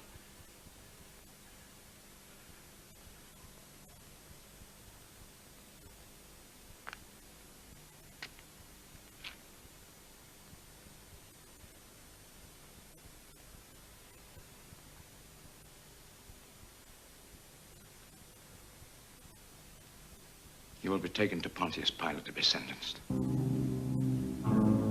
Take him outside.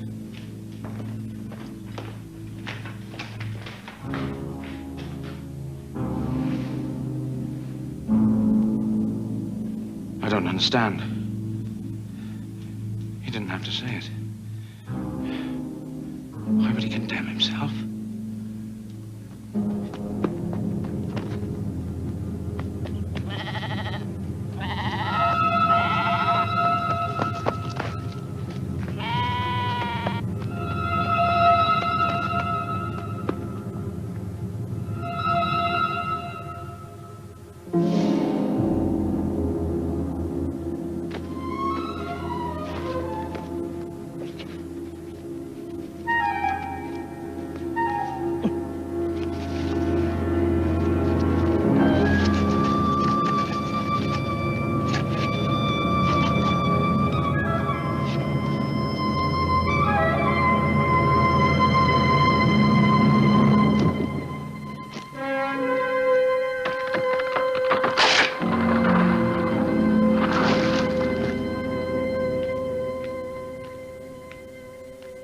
Up here, Claudia? Couldn't go back to sleep. I haven't been to bed. How long can it take a crowd of Jews to make a case against this man? I dreamed about him. About who? Jesus. I hope you dreamt it all went smoothly. I dreamed he was a God come to earth. Did you? Really? Dream that? Pilot.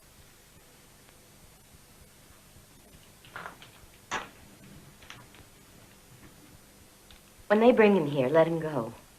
Let him go? He's an innocent man. What's wrong with you? Have nothing to do with him. You'll regret it otherwise. I'll regret it all right. No, Claudia, I'm sick and tired of your dreams and superstitions. I understand when it comes from one of the servants, but you're the educated daughter of a senator. Maybe they are all dreams and portents, but I believe in our gods, and you believe in nothing.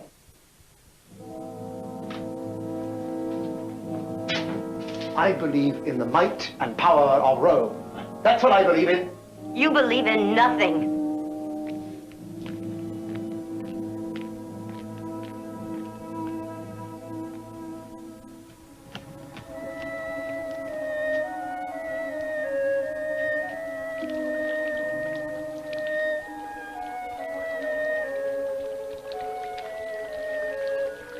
John!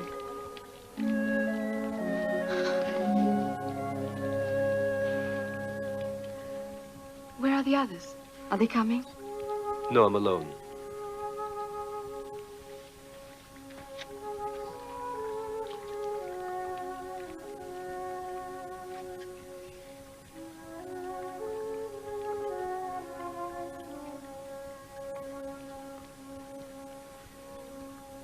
Is his mother here? Yes. She came yesterday from Nazareth.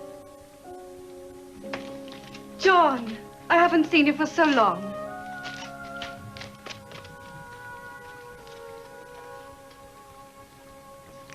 How's my son? Is he well?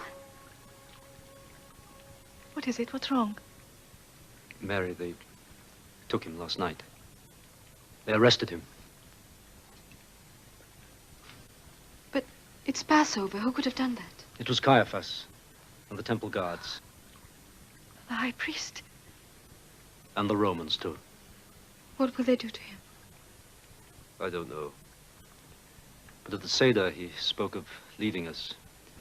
He said that where he was going, we couldn't follow. When they wanted to stone my son in Nazareth, in his own village, I had a premonition. The Romans don't stone people. Romans crucify! It's not certain. For the Passover act of mercy, Pilate will release one Jewish prisoner. It will not be my son who is pardoned. When he was a baby, Joseph and I brought him to the temple in Jerusalem to make the offering. A pair of turtle doves for our firstborn son. There was a holy man called Simeon in the temple. He blessed us. And he said to me, "Your son is destined for the fall and rise of many in Israel, and to be a sign which men reject. And you, too, shall be pierced to the heart."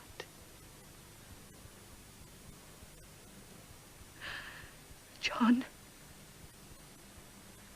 they are going to crucify my son. Thank you, Tullius. If it please the procurator to His Imperial Majesty Tiberius Caesar, the High Priest and the Sanhedrin request your endorsement of the sentence. They are also desirous that the sentence be executed this day, before the hour of their Sabbath. Their Sabbath. Can you imagine a whole nation that takes one day off every 7 days because their God commands it? Tell them to wait, I'll be down in my own time. Now listen to this.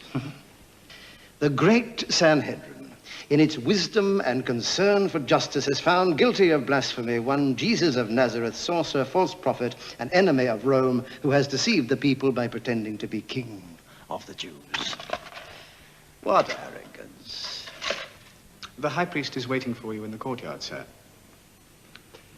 Well, all we need now is the mob screaming Barabbas. They'll be here, it's early yet. By the 7th hour, the courtyard will be jammed. If I believed in the gods, I'd say that they were smiling on me.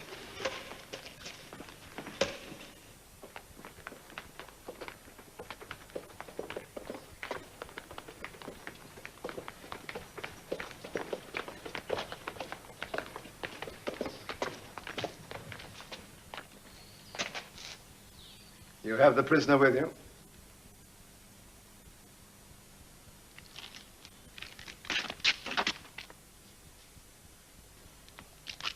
We find him guilty of subverting our nation.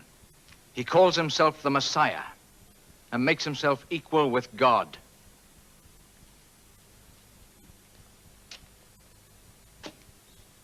What is his offense against Rome? If this man were not a criminal, we should not be handing him over to you. What is his crime against Rome? If there is no provocation, you must deal with him yourselves. Only you have the power to execute. If this particular case does not sit well with you, perhaps you should take it to Caesar. That is your suggestion. I'm merely reminding you that it is Caesar's law that forbids Jew to execute Jew. Only Romans can do that.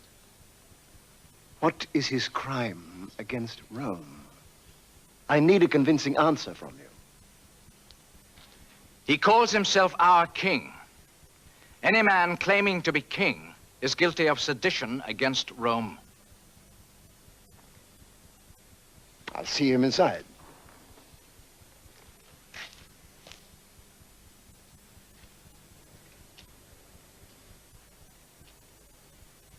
By tomorrow morning, all this will be finished and we go back to Caesarea.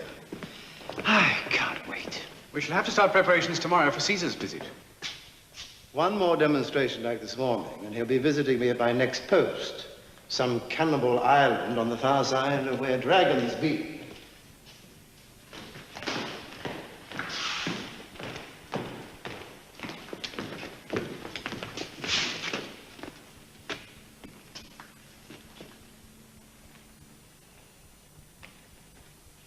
You're not at all what I expected.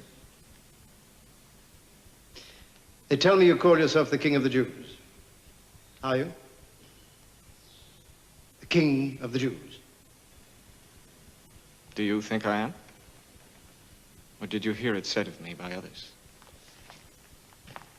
If you are a king, perhaps I am a Jew. Your own high priest has handed you over to me. As his king, what have you to say to that? My kingdom is not of this world.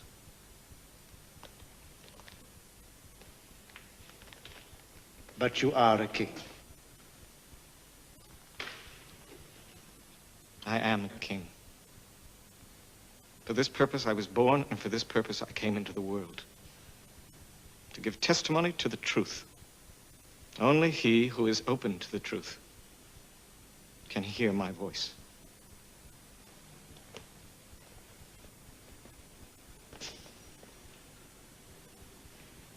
What is truth?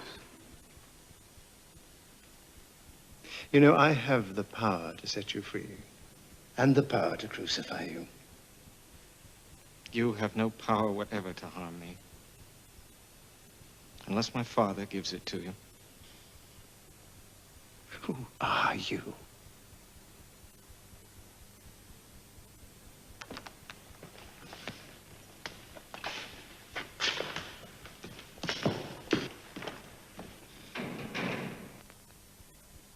He didn't even ask me to spare him.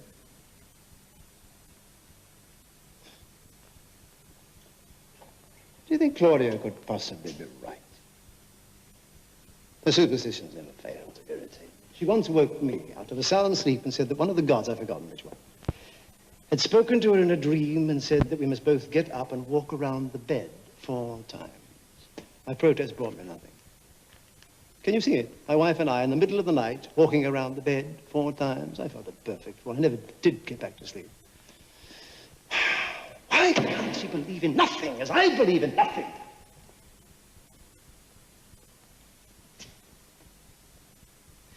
In my youth, I worshipped all the gods. I never saw a single sign that one of them even heard me. So I stopped begging the gods for success and married Claudia. She had the money and the connections, and I became a success at once. If it weren't for this trouble with Barabbas, I'd be inclined to let this creature go. Wasn't John the Baptist also a Galilean? Yes. Herod had his head cut off. Herod, yes. He's here for the Passover, isn't he? Yes. I'm going to let Herod deal with this. This man is technically under his jurisdiction. Let him wrestle with it. To what end? Because I think it would be politic. What if he condemns the man? Who will you offer to the crowd instead of Barabbas? Forgive me, Your Excellency, but I think you're allowing your wife's superstitions to cloud your judgment. Thank you. Barabbas won't disappear. It doesn't matter what you do.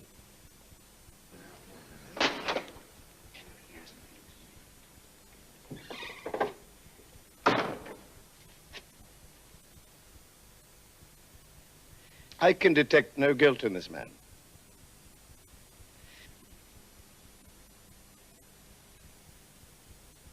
I've decided to send him to Herod. He has the authority to pass judgment as to whether or no he's seditious, and to sentence him.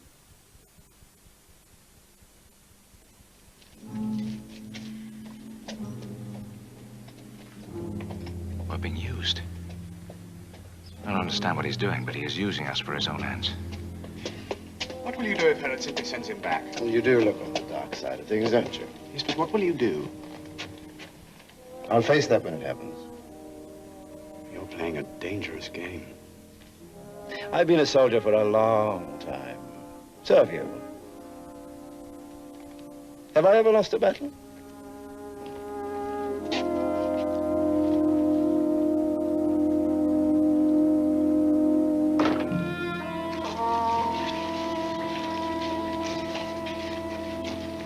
And Pilate has sent him to me. Apparently so, Your Majesty. Unusually diplomatic of him, wouldn't you say? Indeed, Your Majesty, without precedent. Bring the prisoner and the high priest to me. Is there a good reason why I should hear this case? I believe there is a good reason why you should not, Your Majesty. Galilee is this man's home province. You are the tetrarch of Galilee.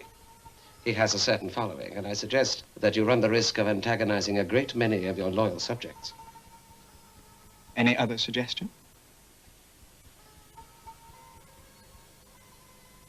Your Majesty, I suggest that, as the case against this man and the evidence has come from Jerusalem, let him be brought before you as a token of respect for the Romans. Then send him back to Pilate. Let the onus of his death, if his death is what they want, rest upon the high priest here in Jerusalem and on Pontius Pilate himself. We'll see.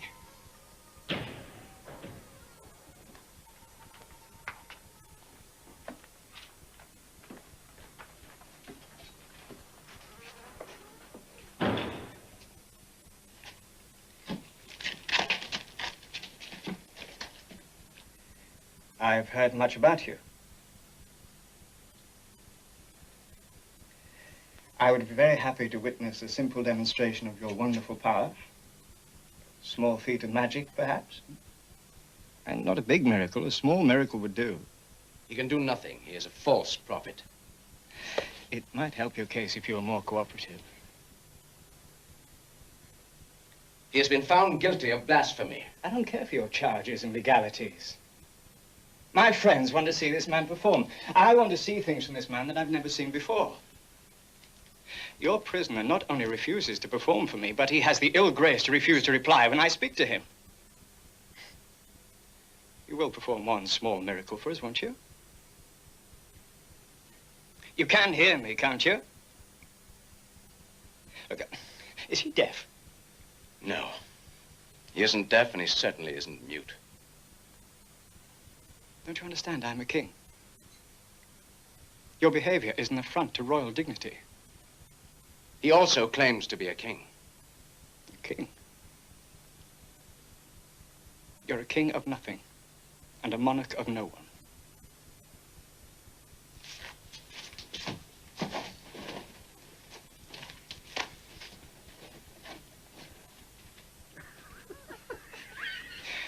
What a ridiculous king you make.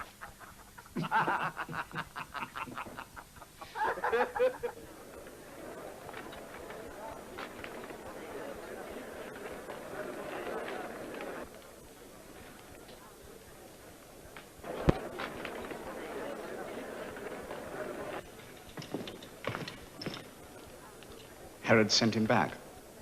You were right. For once, I wish you were wrong. And don't remind me what I should have done with Barabbas. What now? Now that I've left my flank exposed, I've got to make a change in my battle plan.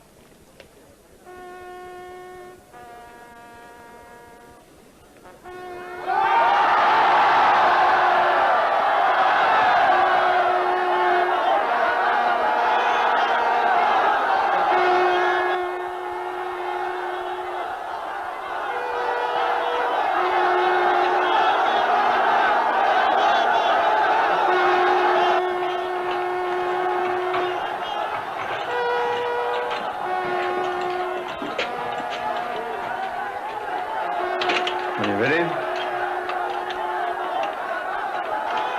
It's time to do battle.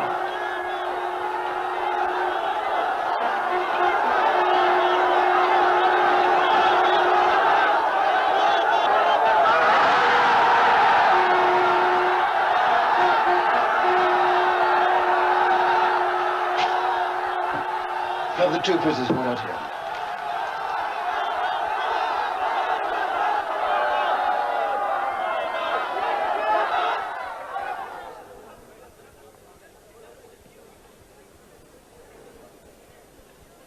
Citizens of Jerusalem, in compliance with the concordat signed with the Hebrew people by the Roman administration, Rome has agreed to free one prisoner found guilty of a capital offense.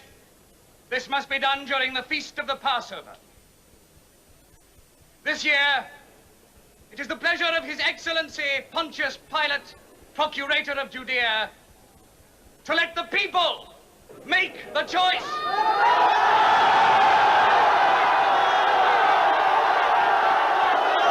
This Passover, the governor wishes you to choose between two prisoners.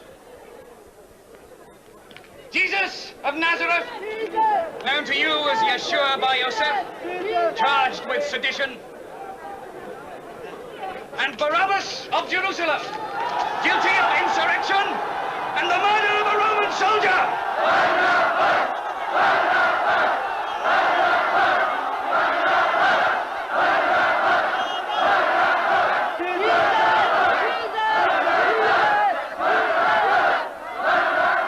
Free Barabbas!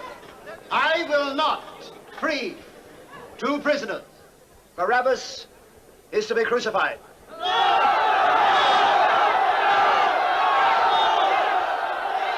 If I let him go, what am I to do with this man? To the cross with him! Give us Barabbas! Barabbas! Barabbas! Behold the man!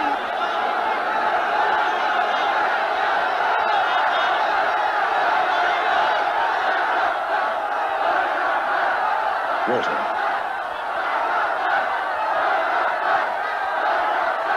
Look! This is your king! If you let this man go, you are no friend to Caesar. Any man who claims to be a king defies Caesar. So, I am to crucify your king. We have no king, but Caesar.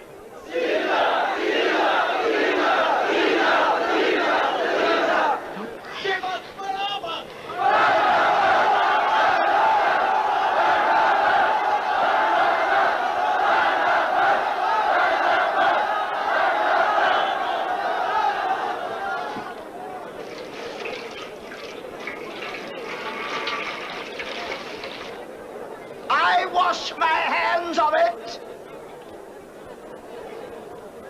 Free Barabbas.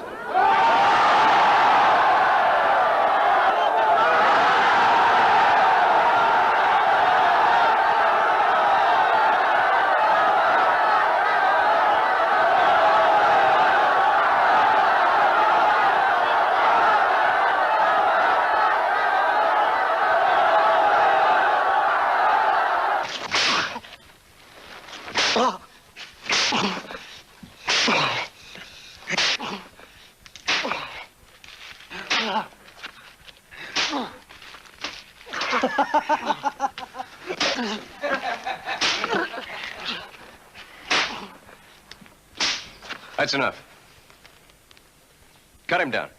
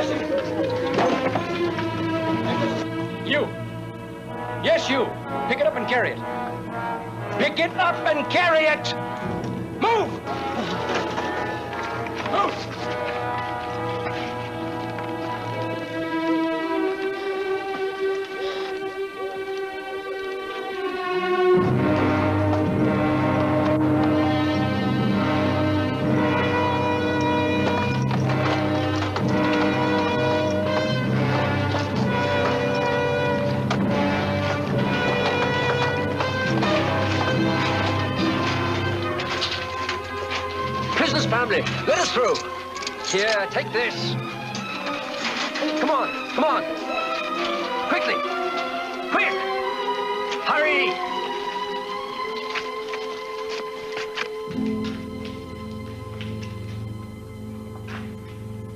Is it accomplished? Accomplished. I want no more accusations from you. I'm your father. You must respect me. Even though you send this man to his death? Yes. Better one man should die than a whole nation be torn apart. I have always believed that. I still do.